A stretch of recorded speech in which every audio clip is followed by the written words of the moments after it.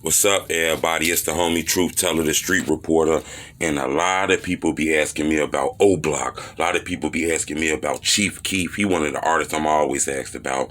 You know, recently Hood went on live and said some things about T-Roy and some things about ChiefKeef and some things about Boss Top and King Von and things like that, you know, insinuating that, you know, maybe ChiefKeef might have been influenced to beef with T-Roy. Maybe T-Roy was influenced to beef with ChiefKeef because they was real friends. I can believe that to a certain extent. You got to understand I wasn't there, so you might have to believe people who was there, who synced it with the visuals, with the optics. I can only give you my opinion, and you know, from the people I done spoke with, and I done spoke to a lot of people. It's people like my YouTube channel, so they give me information. You got to understand, Sosa blew up early in the drill culture, right when this shit first was popping off. Wasn't that many people rich in this shit, you know. Sosa got rich. A lot of niggas was still in the hood, fucked up, broke, messed up.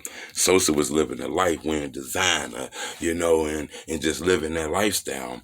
Sosa even moved out. He was smart. He realized, because he from the O. He knew who the thirsties, who the shiesties, who the motherfuckers who would get you is. So there was no reason for him to even pretend and play friendly once he blew. So a lot of shit went on, you know. Niggas kind of got on Sosa, was a little irritated, felt like he wasn't helping, he wasn't putting money in the hood, he wasn't buying nobody guns and shit. He kind of blew up. A lot of people say he had a warrant. I tell people this all the time. Do ChiefKeef look like the type of nigga who give a fuck about a warrant? But he didn't put the hands, he didn't up the Uzis and all kind of shit on Ramsey the Great and all kind of shit. So I don't think this guy really cared about 12. I think he understood that it was a hatred going on. He blew up first. He was rich while all those niggas was fucked up. And then another thing people don't understand, when Keef blew up, he didn't take nobody from the O with him. Don't get me wrong, he had like Boss Top for a little while, but then he had the little issues and shit like that. But when Keef blew up, he took like Ball out. He took like Fredo. You know, he had SD with him for a little while. He even took some of the other guys. None of those niggas was from Oblock. Now, they was affiliated with the O, but a lot of people feel like ChiefKeef got on and left everything and everybody he was cool with. You got to remember, ChiefKeef used to shoot those early videos in the O. He from the O. Just imagine him smoking blunts, drinking, kicking, and telling you all his life stories about how he gonna blow up, we gonna make it, he gonna battle block. Soon ChiefKeef got on, he left the block.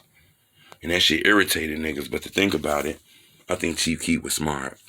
He knew what was going on way before anybody knew what was going on.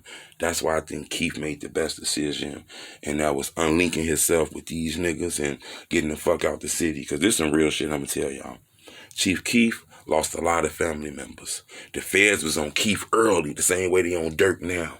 You know, and I think Keef realized if he would have stayed in Chicago, he might have would have been a statistic. That's why I want to ask y'all. Do you think Keef made the best decision by leaving Chicago and never coming back?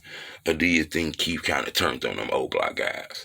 I'd love to know what you think. Leave a comment. It's the homie Truth Teller, street reporter. Put it, put it, put it, put it, put it, put it, put it.